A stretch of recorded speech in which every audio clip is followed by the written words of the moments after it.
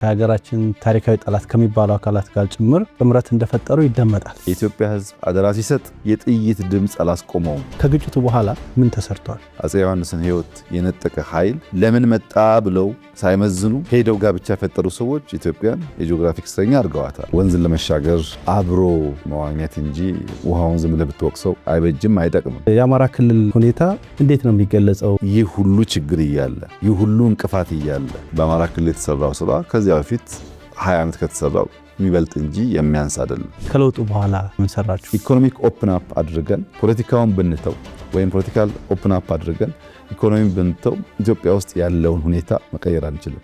የአማራን ጥቅም በሚጎዳ መንገድ የሚደረግ ስምምነት በእነዚህ ሰዎች ይፈጸማል ተብሎ ማመን አስቸጋሪ ነው። ጠቅላይ ሚኒስትር ዶክተር አብይ አህመድ በፖለቲካዊ ኢኮኖሚያዊና ማህበራዊ ጉዳዮች ላይ ከአማራ ሚዲያ ኮርፖሬሽን አሚኮ ጋር ያደረጉት ቆይታ ክፍል 2 ዛሬ ምሽት 2:30 ይጠብቁ።